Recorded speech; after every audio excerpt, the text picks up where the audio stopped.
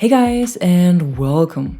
It's time for your weekly news overview again with all the things happening in and around Battlefield 2042, and today we have to cover a new update that will be released tomorrow, a new podcast episode that was released yesterday, and of course the new weekly missions, modes and store items that we got today. So let's get right into it and start with the new update. This one is called a 5.0.1, so it's just a smaller patch in between the usual major content updates, and it will be released tomorrow on June 21st at 8 AM UTC. It mainly comes with several quality of life improvements and bug fixes, but also with a handful of weapon changes, and I think that's the most interesting part here. The guns that are affected by it are the three assault rifles RM68, M416 and MTAR, because they still seem to be pretty strong after the start of the season and despite the implementation of the new dispersion penalty for automatic fire. So for the RM68, the bullet speed will be lowered from 790 to 700 and the 4-hit kill range of the weapon will be reduced. This means that for the standard ammo, this range is lowered from 40 to 30 meters, and for the high power ammunition, it's lowered from 50 to 40 meters. So within this range, the weapon still only needs 4 hits for a kill, but for all distances higher than these values, it's at least 5 bullets. For the close combat ammunition, the 4-hit kill range is completely removed, which means you will always need at least 5 bullets with this type of ammo, so a proper nerf for the RM68 here. For the M416, on the other hand, you can expect a little buff, because here the damage between 50 and 75 meters will be increased from 18 to 22, and above 75 meters it will be increased from 15 to 18. The MTAR will then get a nerf again, and here's only one change made, but this is the complete removal of the 4-hit kill range for this weapon. So you will always need 5 bullets or more for a kill, no matter the distance. In addition to this, the dispersion of all assault rifles will be further tweaked, which means that the maximum dispersion of the AK-24, SFAR and AEK is increased by 9%, so they will have even more spread after the update when firing in full auto, and for the AC-42, M16A3, M416 and MTAR, the dispersion is lowered by 8%. The delay for the dispersion reset will also be lowered from 0.2 seconds to 0.1, and this means that when you stop firing the assault rifle for 0.1 seconds, the dispersion penalty that was added with the start of the season will be reset and the weapon will be more accurate again. So when tap firing or when firing in quick bursts, you should benefit from a higher accuracy compared to auto fire. Right now this is a little broken, like I explained in last week's video already, because at the moment when you stop firing for less than a second or you fire in bursts or tap fire, the dispersion will not be reset, and that's of course a bit too much.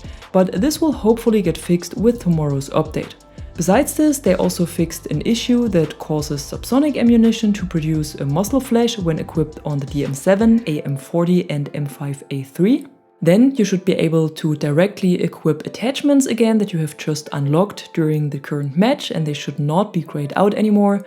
A bug that causes bullets to go through Doze's shield even though it points directly towards the enemy is also fixed. Then there is this weird bug fixed where it sometimes rewards you with assists on your own kills or assists on deaths of your teammates. And they finally found a fix for the bug where the objective indicator is not shown when capturing an objective, even though you are apparently on the objective area.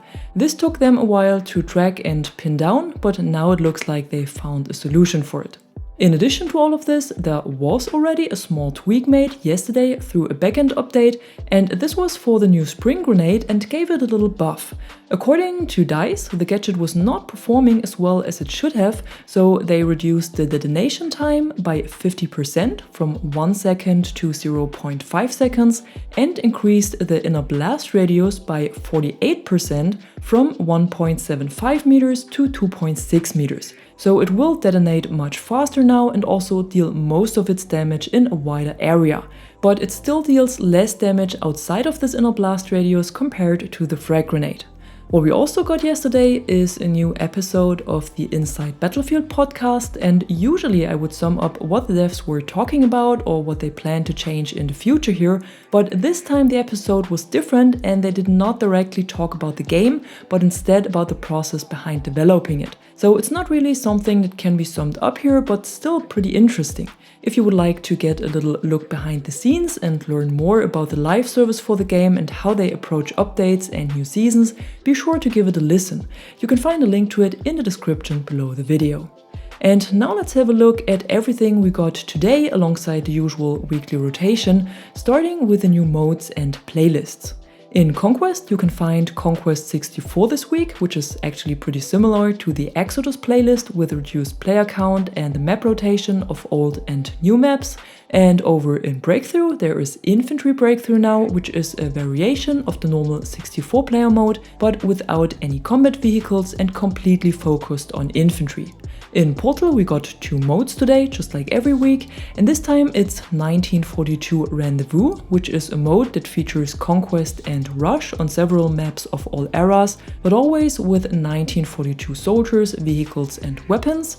And the second one is Sniper Rifle FFA, which is a normal free-for-all mode, but only played with sniper rifles.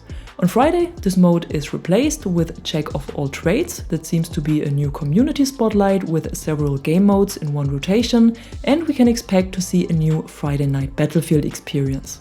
Over in the item store, we got several new bundles today, and the first one is the Company Man for 1,750 coins.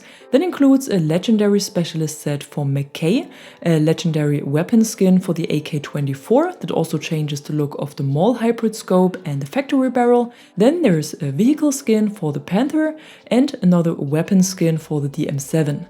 The second and third bundles are new hardware and specialist kits that are both called Exodus, and the specialist kit instantly unlocks all of the 4 season specialists Liz, Crawford, Zane and Blasco. And in the hardware bundle you can find all of the weapons and vehicles that you might have missed when you didn't play the first 4 seasons, plus the Robot Dog Ranger. Usually you would have to unlock all of these either by increasing your overall level or by completing assignments, but when buying these kits the gear is instantly unlocked for you. So basically like a split up version of the Elite upgrade. If you want to equip the Tier 0 rewards for Season 1 as well, you can also still find the 0 hour bundle in the store that will be available for another week. In addition to this, the Graveyard Shift bundle is on sale, and this is the one with all these skull-themed skins and other cosmetics, so if you had an eye on it and found it was too expensive, now might be the time to get it. And at the end, let's have a quick look at the new missions of Season 5 Week 3, and these are very focused on the Assault class and its specialists, weapons and gadgets this time. So in the first section, you need to capture or neutralize 4 objectives, but when you play as Dozer while doing this, you only need to capture 2 of them because it doubles your progression. Then you need to revive 10 teammates and do 1 kill either with the throwing knives or the SPH explosive launcher. Once the second section is unlocked, you have to play as Assault and do 15 kills while doing this, then earn 6 combat or wingman ribbons, which are the ones you receive for doing kills, assists and revives. And the last mission here is to inflict 500 damage with C5, claymores or the SPH explosive launcher, so you should probably keep this gadget in your inventory the whole time. In the third section, you then have to do 20 melee kills, which is quite a lot if that's not your playstyle, but good news here as well. If you play as Dozer and do these kills with his shield, you will only have to do 10. And especially after the improvements that have been made to this specialist with update 5.0, he's a lot more fun to play and a lot more agile in his movement. So be sure to give it a try if you haven't played Dozer in a while. For the other 2 missions of this section, you need to do 50 kills and damage assists and 100 kills in general, and I think this doesn't need any explanation and is done on the side while completing everything else. For the bonus mission, you simply need to do 15 more kills and assists, but this time it's limited to assault rifles. As usual, if you should be struggling with any of these missions, maybe with melee kills, you can also complete all of them in my Portal experiences against AI. And that's it for today, your usual weekly overview of what's going on in and around Battlefield 2042 at the moment. And if you enjoyed this video, be sure to drop a like or a comment below, and don't forget to subscribe to the channel to stay tuned for more content like this. Until then, thanks for watching and thanks to my members for the additional support. I'm the Catwoman and you are awesome.